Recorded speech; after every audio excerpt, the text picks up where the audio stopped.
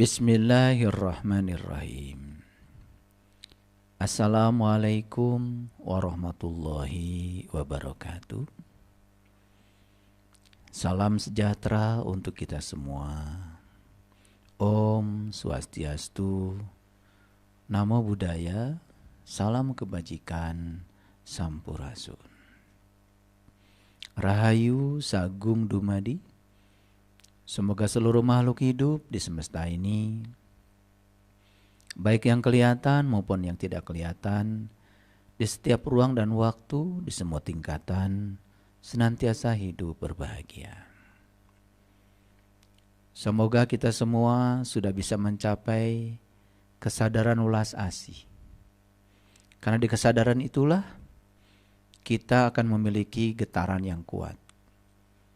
Sehingga kemanapun kita pergi, kita akan dirindukan oleh semua makhluk.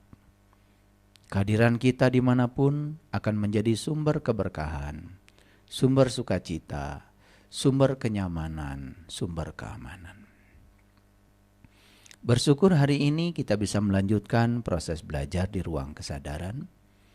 Oleh karena itu, mari kita sampaikan penghormatan yang setinggi-tingginya kepada Sang Hidup yang telah memberikan izin kepada kita untuk meneruskan proses belajar. Kita puji Dia bersama-sama membaca hamdalah. Alhamdulillahi Rabbil Alamin. Kita mohon ridho dan berkahnya. Semoga kita selalu dibimbing untuk menuju cahayanya. Sehingga kita bisa terus bertransformasi menuju kepada cahaya yang terang benderang. Karena kita yakin di ujung terowongan selalu ada cahaya. Sekalipun kita sedang berada dalam kegelapan, kalau kita yakin bahwa di ujung terowongan ada terang, maka kita akan terus berjalan menuju ke sana. Oleh karenanya mari kita sapa asma Allah dengan kelembutan dan cinta, seraya membaca basmalah. Bismillahirrahmanirrahim. Para sahabatku, realitas itu terbentuk oleh dua tataran dunia. Ada yang disebut dengan tataran materi, ada yang disebut dengan tataran energi. Rahasia semesta ini terus terungkap oleh penemuan-penemuan dari orang-orang yang memiliki kekuatan positif dalam dirinya. Karena alam semesta ini menyimpan rahasia tanpa batas. Karena memang sang pemilik semesta yang meliputi alam raya ini tanpa batas. Penemuan demi penemuan terus membawa manusia melakukan proses evolusi. Sehingga evolusi bukan sekedar evolusi fisik, tapi juga evolusi kesadaran. Dan siapapun yang tidak ikut berevolusi bersama semesta, maka dia akan ketinggalan kereta. Dia akan mengalami berbagai penderitaan dalam kehidupannya, karena dia tidak ikut menari bersama tarian semesta. Kita lihat contoh yang sederhana. Dulu kita mengenal yang namanya fisika Newtonian. Saat itu manusia baru berbicara dalam 3 dimensi. Dimensi ruang ditambah satu lagi namanya dimensi waktu. Tapi kemudian seiring dengan evolusi kesadaran, manusia mulai memasuki dimensi kelima. Sehingga dimensi ruang, dimensi waktu, dan kemelekatan pada ruang dan waktu terlampaui. Sehingga masuklah dimensi yang kelima. Bahkan sekarang para ilmuwan sudah mencapai lompatan yang lebih tinggi lagi, memasuki dimensi yang ke-11. Tentu saja saya tidak akan berbicara terlalu jauh, karena kita akan meneruskan proses belajar bagaimana caranya untuk meraih kehidupan yang menakjubkan, bagian selanjutnya dari kajian kita yang sebelumnya. Para sahabat, para fisikawan telah menemukan 2 temuan rumus besar. Yang pertama yang disebut dengan teori relativitas.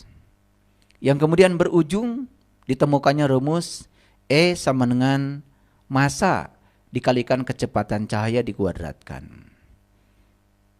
Kemudian yang kedua, di tataran energi, para fisikawan telah menemukan rumus yang sangat dahsyat, yaitu energi sama dengan sebuah konstanta alam yang disebut dengan konstanta Planck dikalikan frekuensi.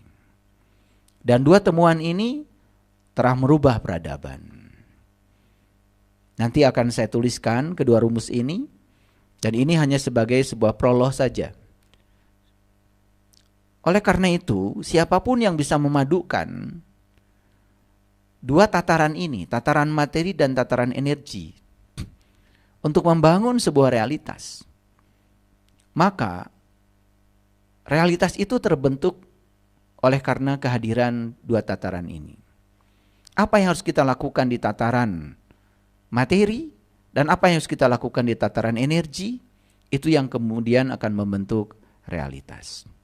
Barangkali inilah topik kita, lanjutan dari hidup yang menakjubkan bagian pertama, dan kita akan mencoba membukakan rahasianya sedikit demi sedikit, sehingga para sahabat bisa mudah mengimplementasikan temuan-temuan yang luar biasa dari orang-orang yang memiliki kreativitas yang tinggi ini, sehingga memberikan dampak dan manfaat yang besar untuk kehidupan kita. Mari kita kembali kepada kajian kita yang sebelumnya. Saya akan memberikan sedikit review. Di alam semesta ini ada yang namanya hukum tarik-menarik. Dan hukum tarik-menarik ini adalah hukum yang sangat dahsyat. Karena hukum tarik-menarik ini yang telah membuat alam semesta menjadi seimbang. Dan hukum tarik-menarik ini berlaku juga dalam kehidupan kita. Tidak ada molekul kalau tidak ada hukum tarik-menarik. Tidak ada atom kalau tidak ada hukum tarik-menarik. Tentu saja bumi pun tidak akan pernah bisa diam di tempatnya. Dia tidak akan pernah bisa berevolusi, berotasi, mengelilingi matahari dengan jari-jari yang tetap. Seandainya tidak ada hukum tarik-menarik. Keseimbangan bumi matahari, keseimbangan bumi dengan planet-planet yang lain, keseimbangan galaksi, keseimbangan alam semesta, itu terjadi karena adanya hukum tarik-menarik. Oleh karena itu akan kita bahas lebih dalam lagi bagaimana rahasia hukum tarik-menarik itu dan bagaimana implementasinya di dalam kehidupan kita. Di dalam hukum tarik-menarik itu yang paling dahsyat adalah yang serupa akan menarik yang serupa. Like attracts like. Jadi yang serupa akan menarik yang serupa. Artinya apa? Artinya apa yang kita berikan kepada kehidupan, itu yang akan kita terima dari kehidupan. Jadi sebetulnya sederhana. Apapun yang kita terima dalam kehidupan saat ini, sebetulnya sadar atau tidak sadar, kita yang telah memberikan kepada kehidupan. Karena hukumnya seperti gema, secepat kilat. Kalau saya berteriak, tentu saja teriakan saya akan dipantulkan oleh dinding ke telinga saya. Secepat kilat, seperti itu. Oleh karena itu sadari oleh kita bahwa sesungguhnya apapun yang kita berikan kepada kehidupan, semua akan kembali kepada kita sendiri. Oleh karena itu maka kehidupan selalu mengajarkan kita untuk bertanggung jawab. Banyak sekali yang menciptakan sebab, tetapi dia tidak mau memikul akibatnya. Para sahabat, kalau kita berbicara hukum sebab akibat, sebetulnya hukum sebab akibat itu terjadi di tataran makroskosmos. Hukum kausalitas itu terjadi di tataran makroskosmos. Ada tataran lain di mana hukum itu tidak berlaku, yaitu di tataran mikroskosmos. Di level yang jauh lebih kecil lagi, di level yang lebih halus lagi. Bahkan di sana berlaku hukum akibat sebab. Oleh karena itu kalau kita berbicara fisika kuantum, maka kita akan berbicara tentang probabilitas. Karena di sana kita tidak berbicara kausalitas, kita berbicara probabilitas. Oleh karena itu, Kalau berbicara probabilitas, berarti kemungkinan-kemungkinan yang akan terjadi jauh lebih luas lagi. Dan itu semua tergantung dari perspektif kita untuk memandang itu. Oleh karena itu, pikiran yang menyempit itu harus diperluas, sehingga probabilitas bisa berlaku. Kemungkinan-kemungkinan yang terjadi bisa lebih luas lagi. Itulah dahsyatnya ilmu pengetahuan. Dahsyatnya para ilmuwan yang telah menemukan rahasia semesta. Bahkan ketika teori relativitas itu berlawanan dengan mekanika kuantum, maka kemudian para ilmuwan mencari koherensinya. Dan kemudian ditemukanlah yang disebut dengan teori superstring. Superstring itu menganggap bahwa sesungguhnya alam semesta ini terbentuk dari unit-unit energi kecil yang disebut dengan string. String itu ya semacam pegas. Jadi superstring itu menceritakan tentang unit-unit energi terkecil yang digambarkan seperti karet gelang. Karet gelang yang melingkar itu bisa dibentuk menjadi apa saja. Seperti itu kira-kira, dan tergantung pada tingkat frekuensi. Oleh karena itu maka ya, tingkat kesadaran seseorang itu membangun unit energi terkecil. Dan itu yang akan membangun realitas. Apalagi kalau kita berbicara sedalam itu, maka sesungguhnya kita bisa melihat betapa fisika dengan metafisika itu semakin ketemu nilai simetrinya. Koherensinya semakin ketemu. Baik para sahabat, sebelum terlalu jauh saya berbicara, mari kita kembali kepada yang lebih sederhana lagi. Jadi hukum tarik-menarik yang paling sederhana adalah yang serupa akan menarik yang serupa. Like attracts like. Apa yang kita berikan kepada kehidupan, itu pula yang akan diberikan kehidupan kepada kita. Jadi kalau kita tidak pernah memberikan yang positif kepada kehidupan, lalu jangan bermimpi bahwa kehidupan akan memberikan yang positif kepada kita. Semua tergantung kita.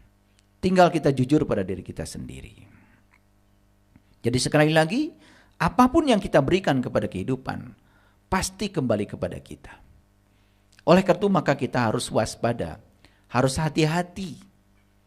Karena semua akan kembali kepada kita sendiri. Saya sudah menjelaskan di kajian sebelumnya, bagaimana cara memberikan yang positif atau negatif. Bagaimana kita memberikan yang positif atau negatif kepada kehidupan. Ternyata alatnya cuma dua. Yang pertama pikiran, yang kedua perasaan. Pada pertemuan yang pertama, saya hanya menjelaskan bahwa pikiran itu adalah energi. Perasaan juga energi. Pikiran dan perasaan dua-duanya adalah energi. Setiap energi pasti frekuensi. Setiap frekuensi pasti vibrasi. Jadi ini tidak berlawanan dengan teori support string. Dan ini yang dikatakan Nikola Tesla. Kalau kamu ingin tahu rahasia semesta, pandanglah semesta sebagai energi, frekuensi, dan vibrasi. Dan di kajian kita hari ini, kita akan meningkat sedikit. Ternyata para neuroscience menemukan bahwa pikiran itu adalah medan listrik. Sedangkan perasaan itu adalah medan magnet. Jadi ketika medan listrik dan medan magnet berpadu, maka terjadilah yang disebut dengan medan elektromagnetik. Cahaya itu salah satu wujud dari medan elektromagnetik. Dan banyak sekali sebetulnya medan elektromagnetik di sekitar kita. Yaitu perpaduan antara medan listrik dan magnet. Bahkan HP yang kita gunakan itu kan selalu mencari sinyal. Dan sinyal itu wujudnya adalah gelombang elektromagnetik. Cuman termasuk gelombang yang tidak tampak. Karena apa? Harus ingat bahwa sesungguhnya panca indera kita memiliki keterbatasan.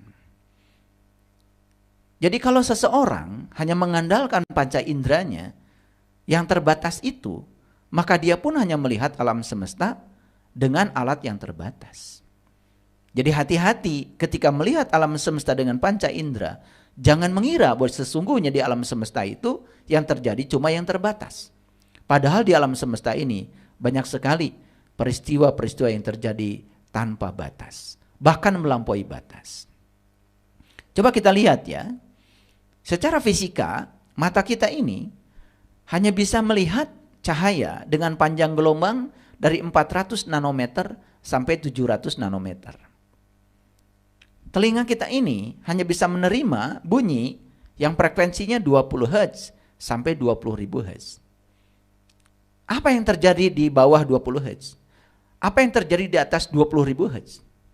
Apa yang terjadi di panjang gelombang di bawah 400 nanometer? Apa yang terjadi dengan panjang gelombang di atas 700 nanometer? Apakah tidak terjadi apa-apa? Tentu saja ada yang terjadi. Cuman panca indera kita sangat terbatas. Nah, kalau kita selalu mengandalkan panca indera yang terbatas, maka kita pun akan selalu merespon alam semesta dalam keterbatasan. Padahal alam semesta ini sesungguhnya adalah tanpa batas. Sadari bahwa sesungguhnya kita memiliki keterbatasan dalam dimensi itu. Jadi saya sudah mengatakan di kajian sebelumnya, kalau kita punya kendaraan, itu ibarat pikiran. Dan kendaraan kita tidak akan bisa berfungsi kalau kendaraan kita tidak memiliki bahan bakar. Dan bahan bakarnya itulah yang disebut dengan perasaan.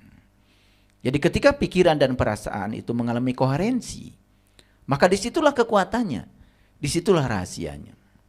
Apa yang kita pikirkan, kemudian masuk ke dalam perasaan, baik itu positif maupun negatif, itu yang akan menjadi realitas. Dan di situ sesungguhnya sadar atau tidak sadar, sudah terjadi perpaduan antara tataran materi, E sama dengan mc kuadrat, dengan tataran energi, E sama dengan konstanta Planck dikalikan frekuensi. Ini adalah temuan abad ini yang sangat luar biasa, yang mungkin banyak sekali orang yang tidak menyadarinya. Jadi kalau begitu, pikiran dan perasaan kita itu adalah pencipta kehidupan kita. Lalu bagaimana dengan Tuhan? Tuhan sendiri menyatakan di dalam firman-Nya, Dia adalah Rob al-Alamin. Dia adalah sang kehadiran. Dia adalah sang keberadaan. Dia hanya mengikuti yang kita mau. Para bijak banyak mengatakan bahwa pikiranmu adalah takdirmu. Bagaimana pikiran itu bisa menjadi takdir? Ketika pikiran itu berpadu dengan perasaan. Oleh karena itu maka perasaan itu memiliki dua fungsi. Yang pertama fungsinya adalah untuk mendeteksi apa yang sedang terjadi di ruang cipta. Karena yang sedang terjadi di ruang cipta, ketika proses penciptaan positif, maka perasaan menjadi positif. Ketika di ruang cipta ada proses penciptaan yang negatif, maka perasaan menjadi negatif. Itu fungsi perasaan yang pertama adalah mengontrol apa yang sedang terjadi dalam pikiran. Karena kalau dibiarkan pikiran terus mencipta, maka itu dalam proses repetisi bisa menjadi realitas. Yang kedua, perasaan itu bisa menjadi semacam amplifier. Dia mengalihkan kekuatan energi di pikiran menjadi lebih dahsyat lagi. Dan ketika diamplifikasi oleh perasaan, maka itu sangat luar biasa. Itu akan menjadi sangat cepat untuk menjadi realitas. Para sahabat, itulah kira-kira review dari kajian kita yang pertama. Saya sudah memasukkan sedikit demi sedikit proses evolusinya, sehingga kita bisa menjadi lebih dalam lagi proses pemahamannya. Saya senang sekali dengan satu kata bijak yang sering kita dengar. Kata-katanya seperti ini. Berilah dan kamu akan diberi. Berilah dan kamu akan diberi. Karena ukuran yang kamu pakai untuk mengukur akan diukurkan kepada kamu. Ini kata-kata bijak sangat luar biasa dan perlu diulang untuk memahaminya. Berilah dan kamu akan diberi. Karena ukuran yang kamu pakai untuk mengukur akan diukurkan kepada kamu. Nah, barangkali kita pernah dengar ada kata-kata di dalam kitab suci bahwa kita ini akan mendapatkan sesuatu yang tidak kita sangka. Nah, kapan kita akan mendapatkan sesuatu yang tidak disangka? Kalau saat kita berbuat tidak menyangka. Contoh sederhananya begini. Kalau saya berbuat kebaikan, kemudian saya berharap kebaikan dari orang, di mana saya berbuat kebaikan kepadanya, maka saya akan mendapatkan kebaikan yang saya sangka dari orang itu. Tapi kalau kita melepaskannya, itu yang disebut dengan letting go. Bahkan sekarang orang sudah mengatakan letting God. Bukan sekedar letting go, tapi letting God. Jadi berpasrah tentang hasil kepada Tuhan. Jadi kita tidak memikirkan tentang hasil. Karena begitu kita memikirkan hasil, setiap proses bekerja, berarti kita sedang menciptakan sebuah ukuran. Dan kita akan diukurkan lagi oleh ukuran yang kita ciptakan sendiri. Karena ukuran yang kamu pakai untuk mengukur akan diukurkan kepada kamu. Jadi oleh karena itu maka bagus kalau kita memulai untuk bekerja ikhlas. Atau melakukan sesuatu tanpa pamrih, istilah sederhananya. Dari situlah kita akan bisa mendapatkan sesuatu yang melampaui yang kita sangka. Itu yang disebut dengan wayarzuqhu min haitsu la yahtasib barangkali. Kita akan mendapatkan rezeki dari arah yang kita tidak menyangkanya. Kapan itu terjadi?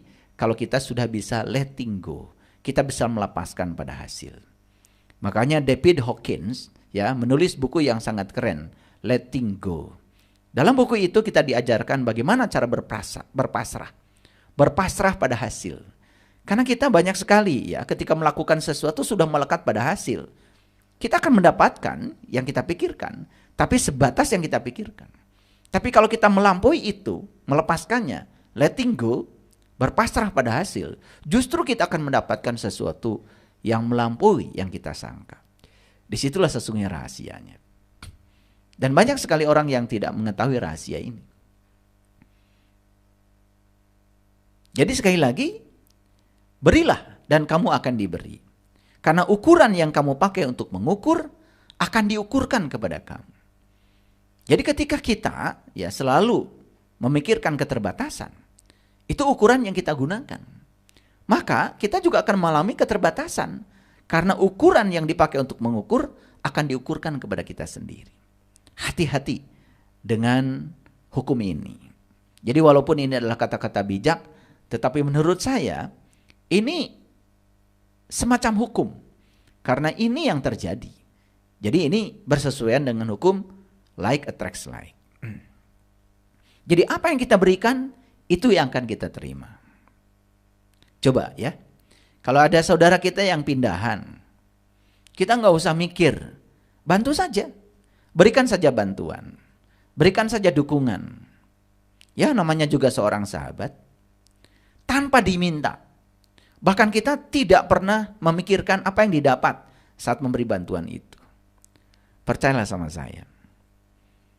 Dalam secepat kilat, kebaikan yang kita berikan itu akan datang kepada kita kembali seperti gema. Asal satu syaratnya, letting go. Kita tidak memikirkan hasilnya. Jadi kalau kita transaksional, ya, dia mau pindahan kemudian kita bantu. Kali aja nanti kalau saya pindahan juga saya akan dapat bantuan yang sama. Kita akan dapat bantuan dari dia sebatas itu. Sehingga kita tidak bisa melampaui keterbatasan. Jadi kita tidak akan memasuki keterbatasan. Karena apa? Kita sudah menggunakan hukum, ya. Karena ukuran yang kamu pakai untuk mengukur akan diukurkan kepada kamu. Itu bahayanya. Itulah pentingnya kita bekerja ikhlas tanpa pamrih. Coba, ketika anak kita atau apa saja, ada salah satu anggota keluarga kita yang mengecewakan kita. Lalu lampiaskan kemarahan kepada mereka. Lampiaskan amarah kepada mereka. Coba perhatikan. Dalam waktu yang singkat, kekecewaan yang dilampiaskan, amarah yang dilampiaskan, itu akan kembali kepada kita. Cuma terbungkus dalam berbagai keadaan. Terbungkus dalam berbagai kejadian. Mungkin tidak sama ya. Kita marah sama anak, tidak mungkin anak marah sama kita. Kita melampiaskan amarah kepada anak karena mengecewakan kita, tentu saja anak tidak mungkin melawan kita. Tetapi perhatikan saya. Kekecewaan dan amarah tadi yang dilempar kepada kehidupan, syariatnya kepada anak kita, itu akan terbungkus dalam berbagai keadaan yang kemudian kita akan mengalami situasi yang tidak menyenangkan. Ini sains ya, ini sains. Jadi saya berbicara dari sudut pandang sains. Jadi kalau kita coba memahami riset-riset neuroscience seperti risetnya David Hawkins, seperti risetnya Joe Dispenza dan lain sebagainya, kita akan menemukan titik temu. Dan ini adalah kajian-kajian yang sangat luar biasa.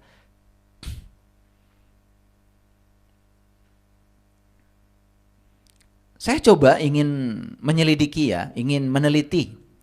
Kenapa sih ya David Hawkins itu kok bisa ya membuat skala emosi sampai dalam bentuk angka-angka yang kuantitatif. Yang sebelumnya kan sangat kualitatif, sulit ya untuk mendefinisikan emosi. Misalkan kalau orang berani itu kok diberi nama skala 200 gitu. Kalau orang sudah sampai pada tingkatan pencerahan dikasih skala 700 ke atas gitu. Kenapa bisa kuantitatif? Ternyata risetnya sangat sederhana. Yang beliau lakukan adalah menggunakan konsep modulus Young. Jadi kalau di fisika tuh modulus Young tuh modulus elastis ya. Di mana modulus Young itu perbandingan antara stress and strain. Jadi sebetulnya yang diukur itu adalah kekakuan otot. Jadi ternyata ya tingkat emosi yang dicapai seseorang itu berhubungan dengan tingkat kekakuan ototnya.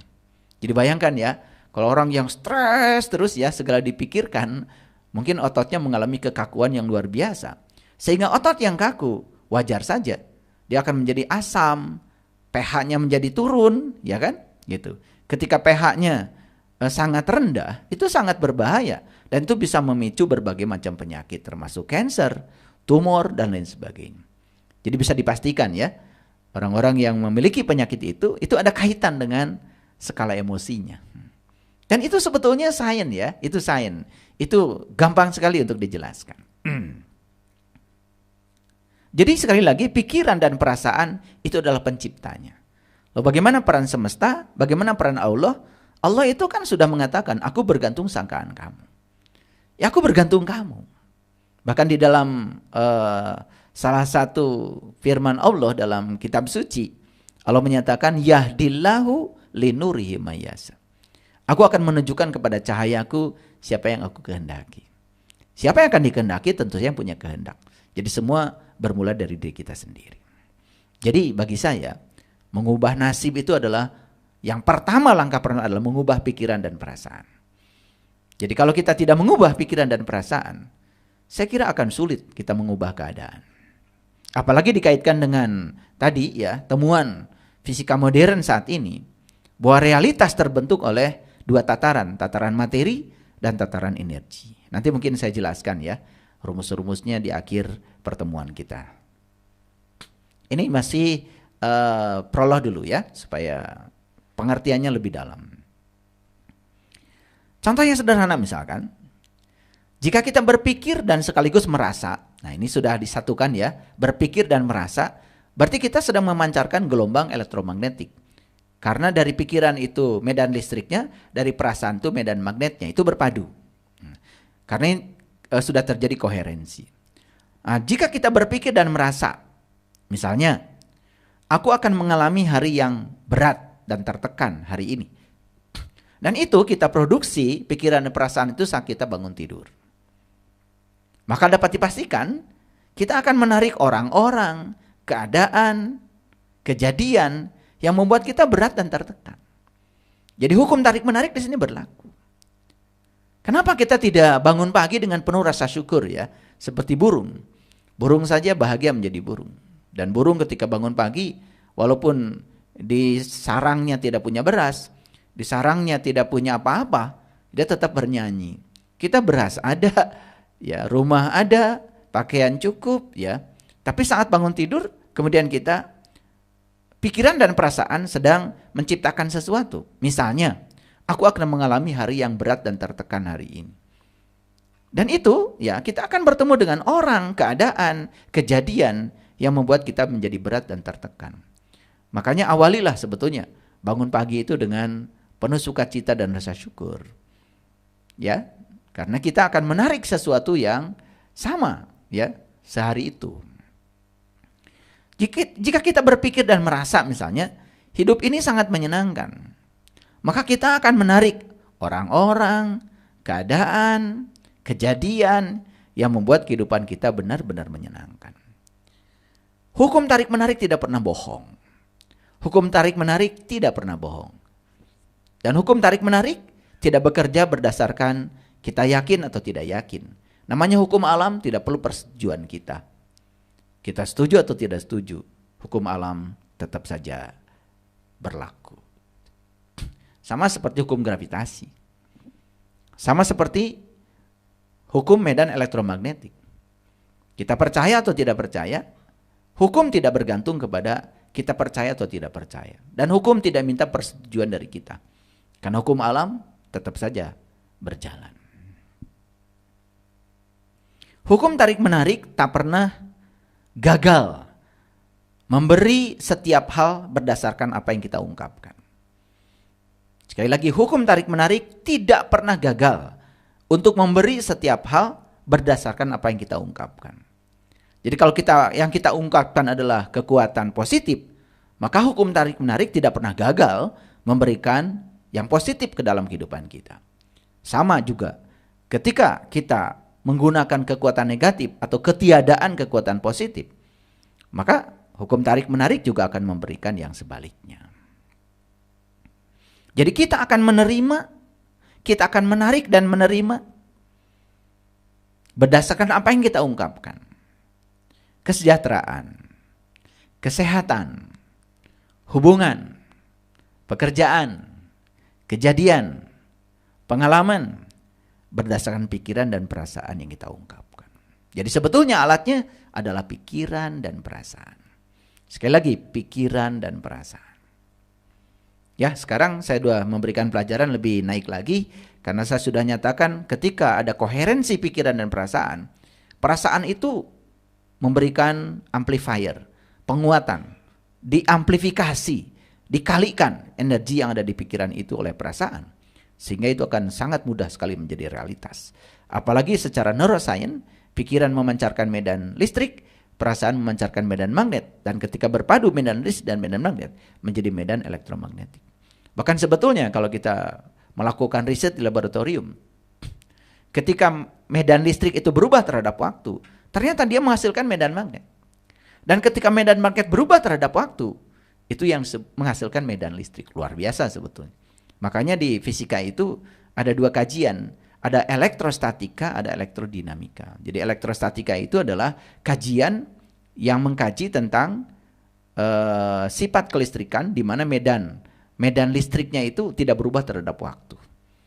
Nah, ada lagi kajian di mana medan listrik berubah terhadap waktu dan itu yang menghasilkan medan magnet. Itu masuk dalam dimensi elektromagnetik.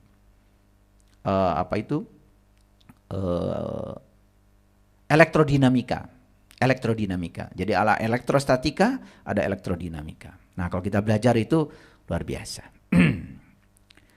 Jadi ungkapan pikiran positif tentang apa saja, misalkan tentang uang, maka kita akan menarik keadaan, orang, kejadian yang menghasilkan banyak uang. Jadi ketika kita pikirannya positif tentang uang, maka kita juga akan mendapatkan, akan menarik keadaan, orang, kejadian yang menghasilkan banyak uang. Begitu juga sebaliknya. Jadi kalau kita ya punya pikiran yang negatif tentang uang, ya kita juga akan menarik keadaan, orang, kejadian ya yang membuat kita juga menjadi dijauhi oleh uang.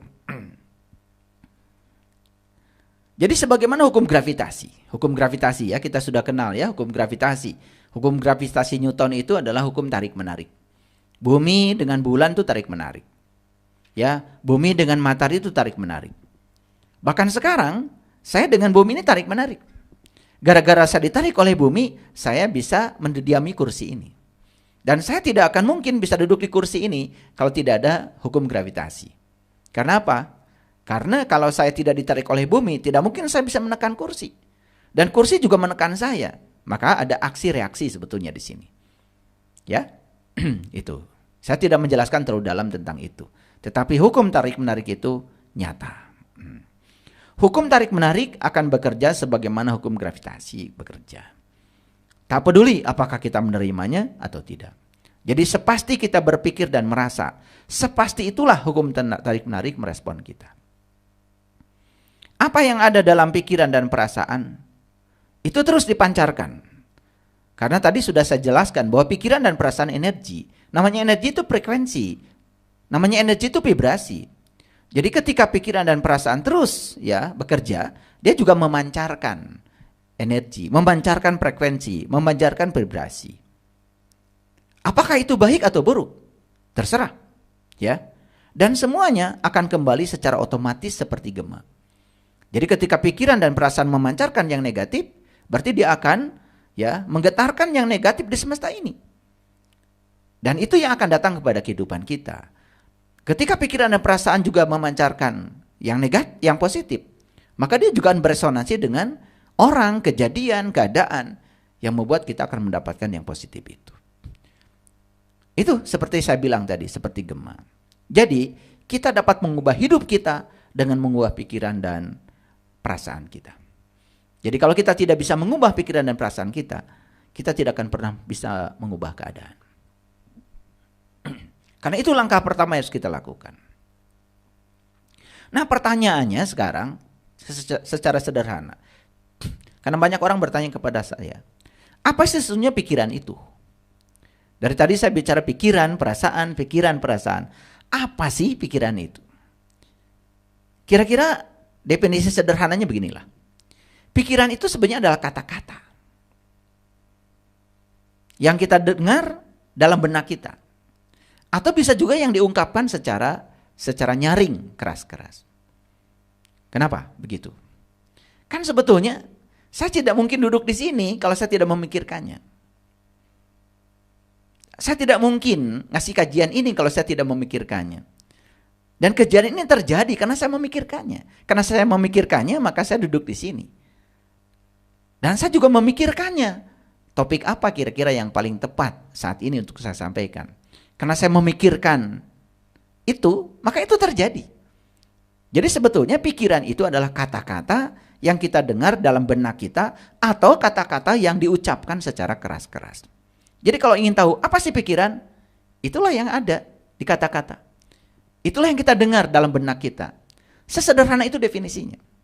Daripada pusing-pusing mendefinisikan pikiran itu apa, sudah itu aja. Jadi pikiran adalah kata-kata yang kita dengar dalam benak kita atau kata-kata yang diucapkan keras-keras. Jadi sebetulnya kita kan bisa mendengar ya kata-kata itu. Sekarang kita sedang memikirkan apa, kan kita bisa dengar dalam benak kita. Atau apa yang dipikirkan kan akan muncul sebagai kata-kata. Kalau sudah muncul sebagai kata-kata, lebih jelas lagi. Jadi kata-kata itu adalah apa yang ada dalam pikiran. Karena tidak mungkin kan seseorang bisa melakukan apapun atau mengatakan apapun tanpa ada tugas dari pikiran. Nggak mungkin. Itu nggak mungkin. Ya, oke, ya. Ngerti ya? Jadi pikiran adalah kata-kata yang kita dengar dalam benak atau kata-kata yang kita dengar secara keras-keras. Karena kalau sudah jadi kata-kata yang keras pun itu kan produk pikiran. Misalnya gini, ketika kita mengatakan dalam benak aja, waduh indah sekali ya hari ini.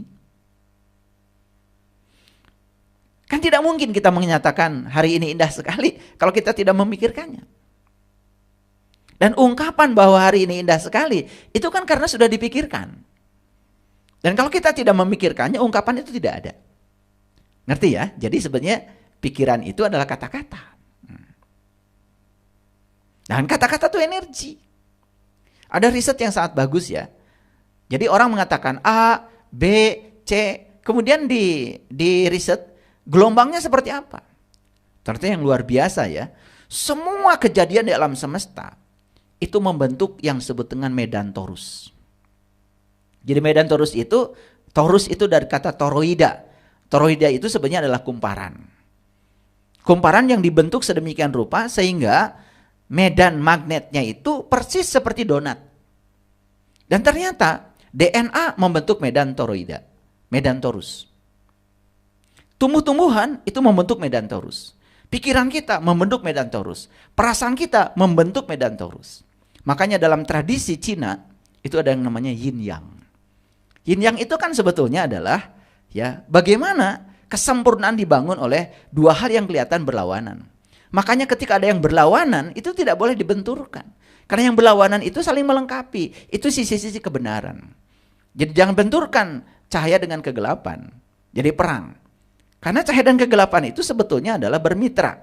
Kita tidak mungkin bisa melihat bintang yang terang di tempat yang terang. Justru kita melihat bintang yang terang ketika ada kegelapan. Jadi yin yang itu kan sebetulnya cerita tentang bagaimana dua hal yang berlawanan itu membentuk kesempurnaan. Ternyata yin yang itu adalah simbolisasi dari medan torus. Elektron, molekul, atom, bahkan medan magnet bumi itu juga membentuk medan magnet torus. Wah, kalau kita bicara tentang ini, kita kemudian akan memasuki sebuah pemikiran baru bahwa sebetulnya semua di semesta ini hakikatnya adalah energi. Semua adalah energi. Bahkan para fisikawan kan dulu berpikir, bagian terkecil dari alam semesta apa sih? Atom.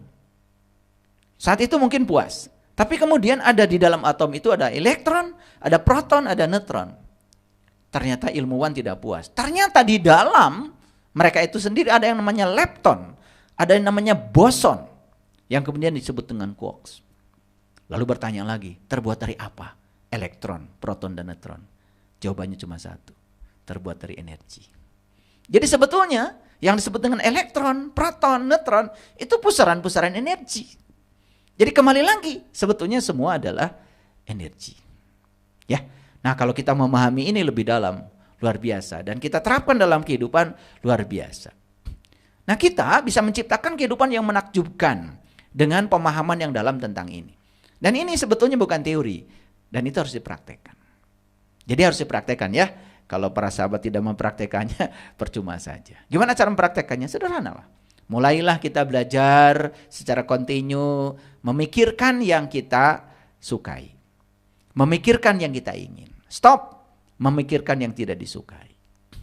Itu aja, sederhana prakteknya ya. Gak usah tahu tataran relativistiknya, tidak usah tataran mekanika kuantumnya, pusing. Ya, kalau saya karena sedang menjelaskan harus clear kan. Tetapi para sahabat cukup aja begitu, ya. Ya. Saya sudah menjelaskan di kajian yang pertama apa yang disebut dengan pikiran positif. Pikiran positif adalah pikiran yang di dalamnya hanya terdapat yang diinginkan dengan yang disukai. Itu aja. Dan pikiran negatif berarti yang di dalamnya terdapat yang tidak diinginkan, yang tidak disukai. Jujur ya, pernah nggak kita menginginkan yang tidak kita sukai? Pasti tidak pernah kan? Tidak pernah kan? Karena tidak mungkin berlawanan. Masa kita menginginkan yang tidak disukai? Tidak ada yang menginginkan kegagalan. Tidak ada kan? Tidak ada. Semua kita menginginkan yang kita sukai. Cuman sayang sekali kita menginginkan yang disukai, tapi yang dipikirkan selalu yang tidak disukai. Kita tidak suka macet, tapi senang sekali dan berapi-api ketika cerita macet. Kita tidak suka kegagalan, tapi kalau menemukan kegagalan dalam hidup atau bisnis gagal, wah itu cerita bisa berjam-jam kepada semua orang.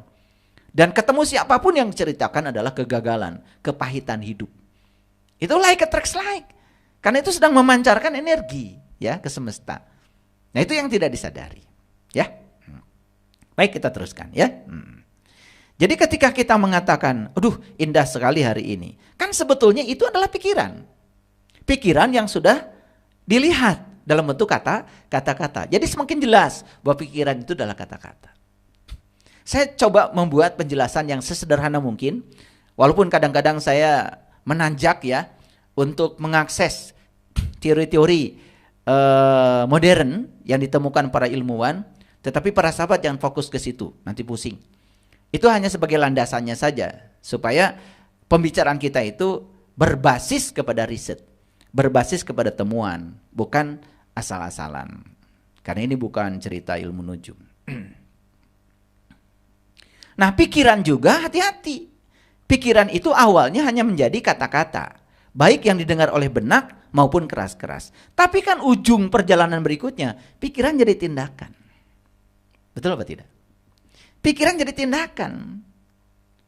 dan kita dapat melakukan tindakan apapun, ya, pasti itu kan berdasarkan produk pikiran. Tidak mungkin kita melakukan tindakan apapun tanpa terlebih dahulu memikirkannya. Misalkan gini, ya, kita mau minum. Masa tiba-tiba tidak memikirkannya, tiba-tiba ambil gelas? Mungkin nggak? Enggak. Kita misalkan tiba-tiba ke dapur aja, ambil piring dan kemudian ambil nasi. Masa tidak memikirkannya mau makan? Nggak mungkin kan? Nggak mungkin. Jadi sebetulnya semakin jelas bahwa sebetulnya apa yang sudah tercermin sebagai kata-kata, apa yang sudah tercermin sebagai tindakan, itu yang ada dalam pikiran. Jadi sekarang pikiran diperluas lagi ya. Pikiran adalah kata-kata dan tindakan. Paham ya? Oke. Nah, jadi pikiran adalah penentu utama. Apakah kata-kata dan tindakan kita positif atau negatif? Lihat ya. Apakah kata-kata kita positif? Berarti itu yang ada di pikiran positif. Apakah kata-kata negatif? Berarti yang di pikiran itu negatif. Apakah tindakan kita positif? Itu yang di pikiran positif. Apakah tindakan kita negatif? Berarti yang di pikiran juga negatif. Jadi saya sudah menjelaskan di kajian sebelumnya, kenapa ada orang yang hidupnya menakjubkan, mengapa ada orang yang hidupnya penuh dengan penderitaan. Sederhana sebenarnya jawabannya. Orang ini sadar atau tidak sadar, pikirannya selalu menciptakan hal-hal yang dia ingin dan dia sukai. Yang satu lagi, lebih banyak memproduksi hal yang tidak dia ingin dan tidak disukai. Itu aja sebenarnya perbedaan. Betul ya, ada aspek geraknya tindakan. Tapi tindakan kan berasal dari pikiran juga. Gitu. Ya, oke. Kita lanjutkan ya. Jadi pikiran positif itu sederhananya pikiran yang berisi apa yang kita sukai dan inginkan. Pikiran negatif adalah pikiran yang berisi apa yang tidak kita sukai dan tidak diinginkan. Ya. Saya ambil contoh sederhana, eksperimen nih. Aku suka sepatu itu. Sepatu itu indah sekali. Ini lagi jalan-jalan di mall. Kan pikiran bisa dua terhadap sepatu itu. Bisa positif, bisa negatif. Nah, yang pikirannya positif, dia mengatakan, aku suka sepatu itu. Sepatu itu indah sekali. Dan apa yang dia pikirkan masuk ke dalam rasa. Bahkan seakan-akan sepatu itu sudah ada di kakinya. Kira-kira orang ini akan pakai sepatu itu? Akan pakai sepatu itu. Kenapa? Karena dia menerima yang dia suka. Kan dia mengatakan, saya suka sepatu itu. Sepatu itu indah. Saya pasti bisa memilikinya. Bahkan dia tidak memikirkan harganya berapa. Pikirannya positif tentang sepatu itu. Maka pikiran yang positif ini akan mewujudkannya. Dan dia akan menerima yang dia suka. Coba ketika orang itu melihat yang sama, sepatu yang tadi. Tapi kata-kata yang keluar, nah kata-kata dari mana tadi? Dari pikiran. Apalagi sudah menjadi perasaan. Kata-kata yang keluar gini, coba lihat sepatu itu. Mahal sekali. Itu perampokan. Bahkan bukan cerita itu mahal sekali. Dia cerita perampokan. Wah, kalau kita beli sepatu itu kayaknya duit kita dirampok tuh sama penjual sepatu. Dia pikirannya negatif. Kira-kira orang ini bakal pakai sepatu itu? Seumur hidup dia tidak akan pakai sepatu itu. Kenapa? Dia akan menerima yang tidak dia sukai. Nah ini nih, ini contoh-contohnya saya udah mulai bangun ya. Supaya semua para sahabat udah mulai bisa ya. Jadi kalau lihat mobil bagus, mobil ini keren ya, indah sekali, hebat ya pembuatnya, kreatif sekali. Ungkapkan yang positif ya, ungkapkan yang positif. Jangan mengungkapkan yang negatif. Oke, sekarang kita lihat ya, fakta. Kebanyakan orang lebih suka memikirkan dan membicarakan yang mereka tidak sukai ketimbang yang mereka sukai. Betul nggak? Jadi aneh kan? Dia menginginkan sesuatu, misalkan dia menginginkan pasangan hidupnya itu setia, baik-baik saja, kan gitu. Gitu. Tetapi yang dibicarakan itu keburukannya. Yang dibicarakan itu hal-hal yang negatif tentang pasangannya. Bahkan itu dibicarakan berulang-ulang kepada banyak orang. Kan berarti dia sedang memancarkan dengan pikirannya itu adalah getaran yang negatif. Ini fakta ya. Kebanyakan orang lebih suka memikirkan dan membicarakan yang mereka tidak sukai ketimbang yang mereka sukai. Ini yang disebut dengan kecerobohan hidup. Jadi mungkin ini sekedar mengingatkan saja. Kalau disebut kita ini selama ini ceroboh mungkin tidak terima ya. Tapi setelah saya jelaskan, oh ternyata saya ceroboh sekali ya dalam hidup. Kenapa? Karena saya lebih banyak memikirkan dan membicarakan yang saya tidak suka ketimbang memikirkan dan membicarakan yang saya suka. Berapa banyak coba orang yang sadar kalau itu adalah kecerobohan? Bahkan mungkin kalau disebut kamu ceroboh dalam hidup, mungkin tidak merasa ya. Padahal ini sangat penting. Ada orang yang hidupnya diliputi kesenangan. Ada juga orang yang hidupnya diliputi oleh ketidaksenangan. Jadi sekarang kita tahu jawabannya. Tergantung pikiran dan perasaannya mengungkapkan apa ke ruang kehidupan. Oke? Nah, kita harus jujur nih pada diri kita, ya. Saya kok perasaan sudah positif tapi hidup saya gini-gini aja. Enggak mungkin. Karena hukum tarik-menarik tidak pernah gagal. Tidak pernah gagal. Ya, sepasti hukum gravitasi. Jadi, hanya ada satu kata yang dapat membebaskan kita dari semua beban dan derita kehidupan. Kata itu bernama cinta. Jadi kembali lagi, cinta adalah kekuatan positif. Jadi dalam hidup itu cuma ada dua. Ada cinta, ada ketiadaan cinta. Ada kekuatan positif, ada ketiadaan kekuatan positif. Itu yang disebut dengan kekuatan negatif.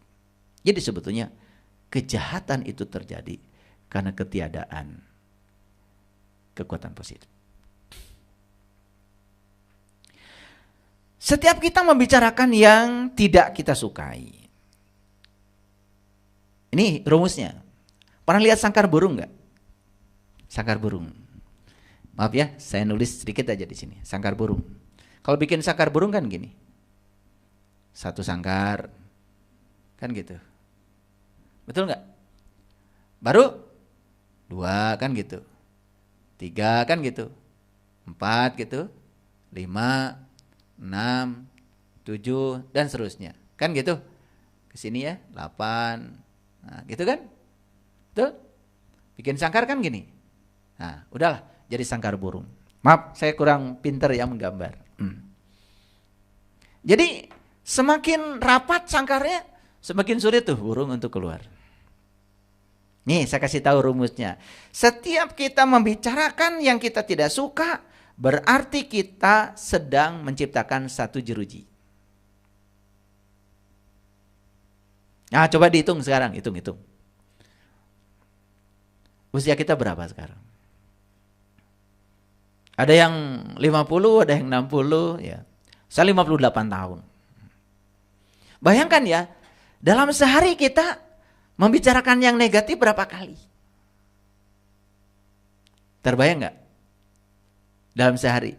Sekarang dalam 58 tahun kita membicarakan yang negatif berapa kali? Ingat, yang negatif yang kita bicarakan kan sumbernya pikiran. Kembali lagi ke pikiran, sumber energinya. Bayangkan ya, serapat apa jeruji sangkar burung kita. Burungnya ada di sini. Burungnya ada di sini. Dan burung ini semakin terpenjara oleh apa? Oleh jeruji yang dia ciptakan sendiri. Maaf. Sehingga kita melihat sekarang banyak orang yang dipenjara oleh penderitaan dan kesulitan. Dipenjara oleh kesulitan uang, dipenjara oleh kesulitan pekerjaan, dipenjara oleh kesulitan hubungan, dipenjara oleh kesulitan kesehatan. Tidak terasa ya? Waduh, Kalau kita bayangkan sekarang, jeruji saya sebanyak apa ya? Bahkan mungkin sudah tidak ada lubang-lubangnya, saking rapat jerujinya. Sehingga kita ini sudah terpenjara oleh jeruji yang kita ciptakan sendiri. Jadi, tugas kita apa kira-kira sekarang? Lepas? Bukan. Tugas kita adalah mematahkan jeruji ini satu persatu.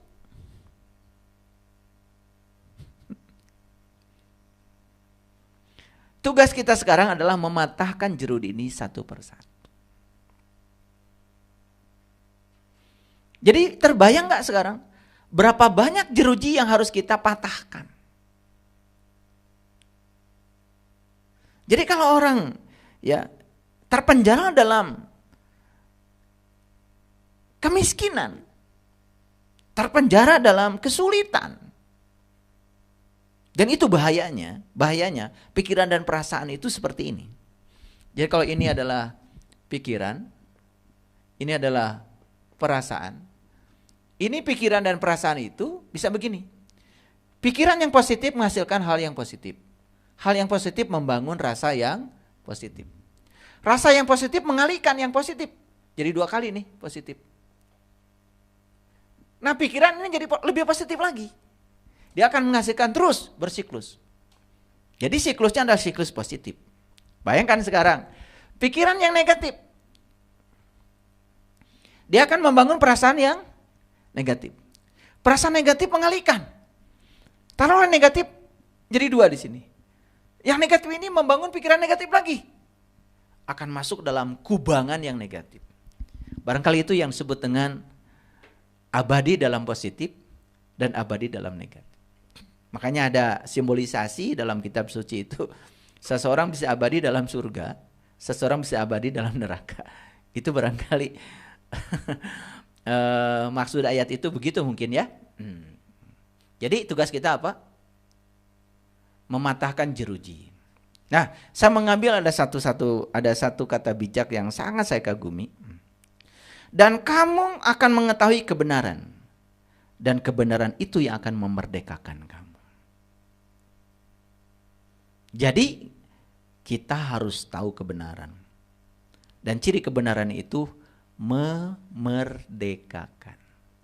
Jadi kalau kita mengklaim kebenaran, tapi malah memenjara kita dalam penjara kemelekatan, jelas itu bukan kebenaran. Karena kebenaran itu cirinya memerdekakan. Jadi kalau orang belajar kebenaran, dan dia sudah menemukan kebenaran, cirinya itu dia merdeka. Dan ciri orang merdeka, satu, dia berhasil menjadi dirinya sendiri. Dan ciri orang yang tidak merdeka juga satu, dia berhasil menjadi orang lain. Dan orang yang menjadi orang lain, dia akan menjadi berubah dengan apa kata orang tentang dirinya. Jadi baperan, tersinggungan, ya. Tidak damai ketika dicaci orang lain. Biarkan saja. Orang mencaci kita kan dia mencaci dirinya sendiri. Tidak ada urusan dengan kita. Menjadi urusan dengan kita kalau kita mengizinkannya. Karena kapal tidak pernah tenggelam oleh air yang di luar. Kapal itu selalu tenggelam oleh air yang diizinkan masuk ke dalam. Walaupun sedikit yang diizinkan masuk. Tapi kalau diizinkan terus-menerus kan lama-kelamaan banyak juga dalam kapal. Itu yang membuat pengapungnya di dalam kapal hilang. Karena pengapung dalam kapal itu adalah udara. Sedangkan air itu kan penenggelam. Ya, oke. Baik, saya coba buat resume dulu sebelum saya masuk pada kajian sainsnya yang lebih dalam. Cinta itu tidak lemah. Kalau lemah, ketiadaan cinta. Cinta itu tidak cengeng. Kalau cengeng, ketiadaan cinta. Cinta itu tidak lembek. Kalau lembek, ketiadaan cinta. Cinta adalah kekuatan positif dalam hidup. Sumber segala hal yang positif dan menyenangkan. Jadi sederhana kan rumusnya. Kalau hidup ingin menyenangkan, gunakan kekuatan positif yang diberikan semesta kepada kita. Yang bernama cinta. Apapun yang kita inginkan untuk menjadi, lakukan, dan miliki, itu berasal dari cinta. Jadi kalau kita sudah kehilangan, tidak mau jadi apa-apa, tidak mau melakukan apa-apa, Bahkan tidak ada keinginan untuk memiliki apapun. Berarti ada ketiadaan. Kita sedang mengalami ketiadaan cinta. Ada nggak orang yang tidak mau jadi apa-apa? Awas ya, jangan menyalahartikan. Puncaknya spiritual itu tidak memiliki apa-apa, tidak tahu apa-apa, ya, tidak bisa apa-apa dan bukan siapa-siapa. Jangan disalahartikan itu. Kita menjadi apa-apa dulu, tetapi tidak merasa sebagai apa-apa. Kita menjadi siapa dulu, tetapi setelah menjadi tidak merasa sebagai siapa. Kalau kita tidak menjadi siapa, merasa bukan siapa, gak usah belajar. Saya tidak punya apa-apa kok, dan saya tidak merasa punya apa-apa, ya udah gak usah belajar. Yang harus belajar itu yang punyanya banyak, tetapi merasa tidak punya apa-apa. Yang harus belajar itu yang ilmunya banyak, tetapi tidak merasa bisa apa-apa. Yang bukan siapa-siapa itu status sosialnya tinggi, tetapi dia tidak merasa sebagai siapa-siapa. Capai dulu, baru kita lepaskan. Nah, jangan salah artikan. Karena ketika kita sudah kehilangan keinginan untuk menjadi, tidak ada gairah untuk melakukan, bahkan untuk memiliki sesuatu saja yang paling sederhana lah. Memiliki baju bagus saja sudah tidak miliki. Kan kita tidak akan pernah pakai baju bagus. Berarti itu sudah kehilangan kekuatan positif. Ya. Orang kaya tetapi tidak merasa kaya. Nah, itu yang bagus. Bukan tidak kaya tapi merasa tidak kaya, enggak usah belajar. Enggak punya apa-apa kok. Saya enggak sombong kok. Karena saya tidak punya apa-apa. Maka saya tidak merasa punya apa-apa. Lah iya, memang kamu enggak punya apa-apa. Makanya tidak merasa punya apa-apa. Yang hebat itu yang merasa tidak punya apa-apa, walaupun dia punya apa-apa. Jadi jangan salah belajar spiritual. Karena banyak yang belajar spiritual, udahlah pasrah saja. Makanya saya tidak menemukan ya definisi pasrah yang tepat, kecuali di bukunya Letting Go. Di situ diajarkan bagaimana cara berpasrah. Di pasrah itu bukan menyerah pada keadaan, bukan, justru mengubah keadaan. Menerima keadaan dan mengubahnya. Karena orang itu baru bisa mengubah sesuatu kalau dia tahu kelemahan dirinya. Orang yang tidak tahu kelemahan diri tidak akan pernah mengubah apapun. Jadi sekarang pertanyaannya adalah, coba setiap hari, setiap saat, kita mau memilih apa? Mau memilih mencintai dan memanfaatkan kekuatan positif atau tidak? Dan itu yang menentukan nasib kita. Kita mau memilih apa? Kira-kira memilih apa? Oke. Baik, sekarang kita masuk pada konsep saintifiknya. Dunia terus berevolusi, setuju ya? Dan evolusi bukan hanya evolusi fisik. Jadi jangan dikira loh, di belahan ruang yang lain sekarang ini mungkin saja sedang tercipta planet baru, sedang tercipta bintang baru. Cuman kita tidak menyaksikannya karena begitu luasnya alam semesta ini. Tetapi para ilmuwan yang menggunakan alat ya, teropong yang canggih, yang bisa menyaksikan di jarak berapa ribu tahun cahaya, berapa juta tahun cahaya, walaupun jauh, dia bisa deteksi kejadian itu. Mereka selalu melaporkan bahwa sebetulnya di dunia, di belahan bumi yang lain, di belahan bumi semesta, di belahan semesta yang lain itu sekarang mungkin saja sedang terjadi proses. Dan semua itu proses itu adalah menuju dari keadaan keseimbangan menuju keseimbangan baru. Selalu begitu kan, longsor itu cuma peristiwa di mana tanah sedang menuju keseimbangan baru. Itu aja. Karena di tempat yang lama dia tidak nyaman kan gitu. Karena airnya banyak ya udah ngegelusur ke bawah juga diem. Kan sebenarnya sesederhana itu ya. Makanya alam semesta itu sebenarnya selalu berelaksasi dari satu keseimbangan pada keseimbangan baru. Oke. Kalau kita berbicara tataran materi, tataran partikel, yang namanya partikel itu kan bisa dipisahkan. Tapi kalau kita berbicara dalam tataran energi, semuanya menjadi terhubung. Semua ilmuwan sepakat sekarang mengatakan bahwa energi adalah komunikasi. Energi adalah informasi. Betul ya? Coba. Kita lagi diam seperti ini. Tiba-tiba ada orang kirim WA isinya video. Video informasi bukan? Siapa yang membawa video itu ke sini? Energi kan? Gelombang elektromagnetik. Ya kan? Saat kita kirim pesan, kita merekam video kemudian dikirim, kan kemudian video itu ditangkap oleh apa itu? BTS. Di mana BTS terdekat dan oleh BTS dikirim kan ke jarak yang memungkinkan bisa dijangkau. Yang membawa ini siapa? Energi kan? Tapi isinya apa? Kan komunikasi. Isinya adalah informasi. Sehingga dengan adanya energi kita bisa komunikasi. Jadi sebetulnya kita bisa komunikasi dengan siapapun dong. Kalau kita bisa memasuki tataran energi. Tapi kalau kita di tataran yang terbatas di konsep ruang dan waktu, di kemelekatan itu, kita tidak akan pernah bisa beranjak kemana-mana. Nah kembali lagi, karena apa? Ya, panca indera kita ini memiliki keterbatasan.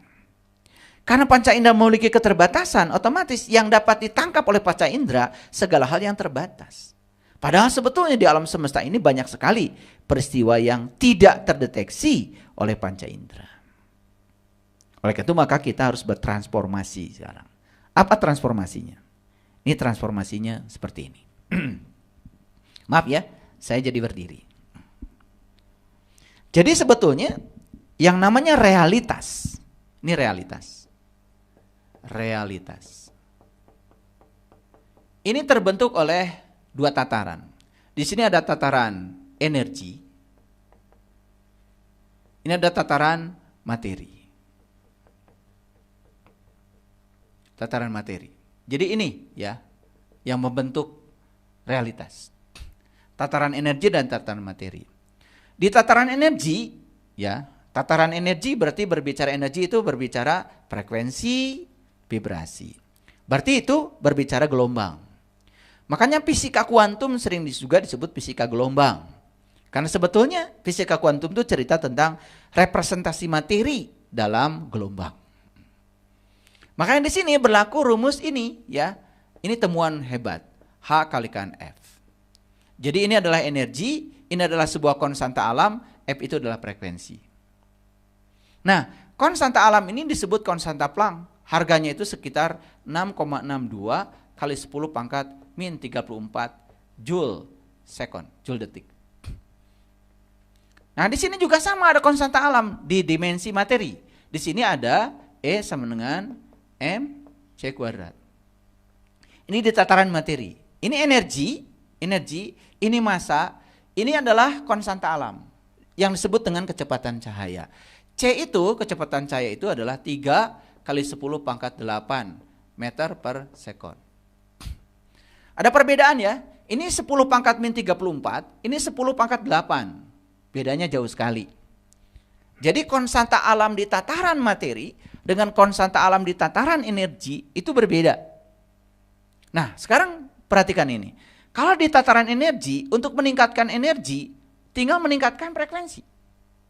Betul nggak?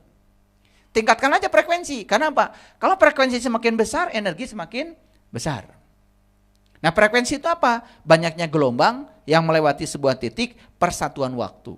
Semakin banyak gelombang yang lewat, berarti semakin besar energinya. Makanya frekuensi yang besar itu berarti banyaknya gelombang yang melewati satu titik persatuan waktu banyak. Nah, ini oleh karena itu maka dikaitkan antara ini dengan kecepatan cahaya. Lalu dapat rumusnya seperti ini. H kalikan C dibagi dengan lambda. Nah, ini dikaitkan dengan panjang gelombang. Sehingga muncul di sini ada C juga. Kecepatan cahaya. Padahal itu di tataran energi. Nah, jadi kalau kita ingin meningkatkan energi, nih, kalau energinya besar, maka terbentuknya materi itu semakin besar. Dengan kekuatan energi yang besar, maka terbentuknya materi itu semakin besar. Tetapi kan tidak mungkin meningkatkan massa. Massa itu adalah ukuran kemalasan suatu benda terhadap suatu gerakan. Oleh karena itu maka kita harus bisa meningkatkan konstanta alam, C. Jadi kita harus melampaui kecepatan cahaya. Nah, dalam risetnya David Hawkins itu kan ada skala yang seperti ini. Gitu. Diibaratkan seperti kerucut seperti ini. Jadi kalau orang yang kesadarannya meningkat ke atas, itu semakin luas perspektifnya. Nah, di sini yang paling dasar itu adalah kesadaran materi. Di kesadaran materi di sini, ya, di mana orang masih melekat dalam konsep ruang dan waktu. Jadi masih dalam 4 dimensi. Berarti kita masuk ke dalam dimensi kelima. Melampaui kesadaran tentang ruang dan waktu. Kalau ruang itu pasti 3 dimensi kan? Kalau ruang kan begini, ruang itu seperti ini, ya. Ini, ya. X, Y, Z. Ruang itu 3 dimensi. Dimensi keempatnya waktu. Nah, kita harus masuk dimensi kelima. Membebaskan diri dari kemelekatan pada ruang dan waktu. Itulah yang memasuki kekosongan. Itu yang disebut dengan memasuki kesadaran murni. Nah, disitulah sebenarnya kita akan menemukan segala ketakterbatasan. Jadi luar biasa ya, kalau kita mau jujur tentang ini. Oke, nah, lalu ini harus dilampaui, masuk pada tataran baru yang disebut dengan force. Makanya kan David Hawkins membuat buku judulnya Power versus Force. Nah, force itu sebetulnya frekuensi rendah. Tetapi frekuensi rendah ini harus dilampaui. Bayangkan ya, kemelekatan pada materi itu di bawah force. Nah, di atas force ada yang namanya power. Nah, ini yang disebut dengan kekuatan positif. Power itu kan daya. Daya itu banyaknya energi yang mengalir persatuan waktu. Di atas ini ada yang disebut dengan welas asih. Nah, disinilah sebetulnya kita bisa melampaui konstanta alam yang namanya kecepatan cahaya. Melampaui kecepatan cahaya. Nah, melampaui kecepatan cahaya berarti masuk cahaya di atas cahaya. Ini dalam bahasa Quran disebut nur ala nurin. Cahaya di atas cahaya. Nah, ternyata ya, David Hawkins dan Joe Dispenza mengatakan bahwa untuk bisa melampaui kecepatan cahaya harus memasuki kesadaran welas asih.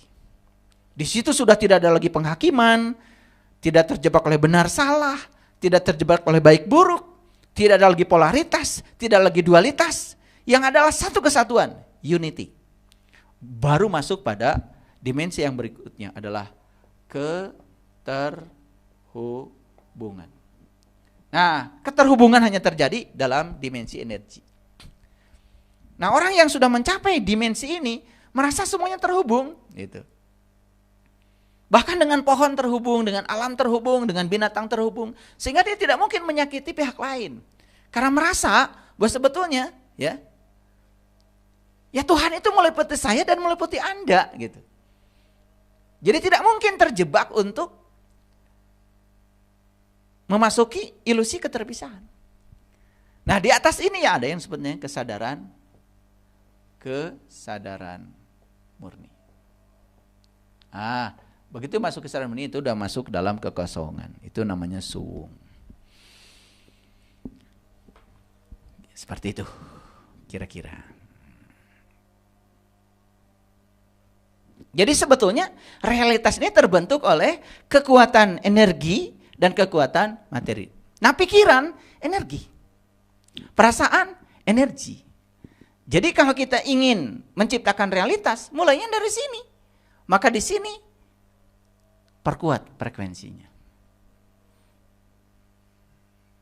Nah, memperkuat frekuensi berarti meningkatkan kesadaran. Lagi-lagi kesadaran. Makanya Nabi Muhammad juga bertemu dengan Allah itu di puncak kesadarannya. Nah, di puncak kesadaran itu makanya dalam tradisi agama lain orang mencapai yang namanya atma. Itu masuk dalam sebuah titik kosong. Itu yang disebut dengan keadaan kuantum. Kekosongan. Gitu. Masuk ke sumber asalnya. Karena ternyata semua yang di dalam semesta ini kan semuanya adalah energi. Nah, pernah dengar ada konsep lubang hitam, black hole. Dan ternyata black hole ini terbentuk itu paralel dengan white hole, lubang putih. Jadi itu yang disebut dengan dunia paralel. Karena saat terbentuknya lubang hitam, terbentuk juga lubang putih. Nah ternyata lubang hitam itu kan simbolisasi dari alam makro yang ada dalam alam mikro. Sebetulnya diri kita ini lubang hitam. Coba kita perhatikan. Bukankah semua informasi dan energi setiap hari itu kan mengepung kita? Dan masuk ke sini kan? Kan lubang hitam itu melahap semua energi yang ada di sekitarnya. Kan lubang hitam melahap. Betul nggak? Dilahap itu semua, bintang mati dilahap, semua dilahap. Mungkin akan terjadi masa yang sangat masif, dan suatu saat mungkin akan terjadi Big Bang. Ledakan besar. Jadi ledakan besar itulah realitas. Jadi realitas bisa dibangun oleh lubang hitam. Tergantung bagaimana cara kita mengolah semua kepungan energi yang masuk ke dalam lubang hitam ini. Jadi sebenarnya diri kita juga lubang hitam. Makanya pikiran itu kalau dilihat dimensi medannya, itu medan torus. Dan ternyata lubang hitam waktu terbentuk juga membentuk medan torus. Jadi sebetulnya lubang hitam itu ada dalam diri kita. Dan secara tidak sadar setiap hari kita melahap energi. Betul? Coba. Tergantung yang kita lahap apa. Ada yang melahap energi kebencian, ada yang melahap energi ulas asih, ada yang melahap energi penghakiman, ada yang melahap energi dendam. Luar biasa. Kok berani ya dirinya melahap energi-energi yang semacam itu. Dan semua energi yang dilahap itu akan diproses dan akan menjadi realitas. Nah, realitas yang terbentuk terserah. Apakah realitas yang memiliki frekuensi tinggi, menyenangkan, atau realitas yang memiliki frekuensi rendah, atau tidak menyenangkan. Ini kuliah kita yang kedua, tentang hidup yang menakjubkan, bagian kedua. Jadi harusnya kalau kita sadar dengan ini, kita bisa mencipta hidup yang menakjubkan, hidup yang keren. Oleh karena itu, maka hidup yang menakjubkan adalah ketika kita bisa sudah memaafkan masa lalu dan kemudian juga tidak terlalu ambisi terhadap masa depan. Hadir di sini saat ini sekarang. Kembali lagi, present moment. Itu kesadaran saat ini yang akan membuat kita selalu bahagia. Para sahabat, ini kuliah kita yang kedua. Setelah memahami ini semua, cobalah kita mulai mencipta kehidupan kita mau seperti apa. Harusnya hidup kita menakjubkan. Jangan cuman ada momen-momen kecil di akhir pekan yang kita harapkan hidup kita menakjubkan, membahagiakan. Setelah kita lalui pun kehidupan kita biasa-biasa saja. Bahkan kalau kita bangun pagi, kita merasa bosan dengan kehidupan, pasti ada yang salah dengan kehidupan kita. Tapi kalau kita bangun pagi setiap pagi, kita merasa ada energi baru, kekuatan baru yang mendorong kita, semangat baru untuk menciptakan kehidupan yang baru. Berarti hidup kita sudah pada jalur yang benar. Sampai bertemu di pertemuan yang ketiga.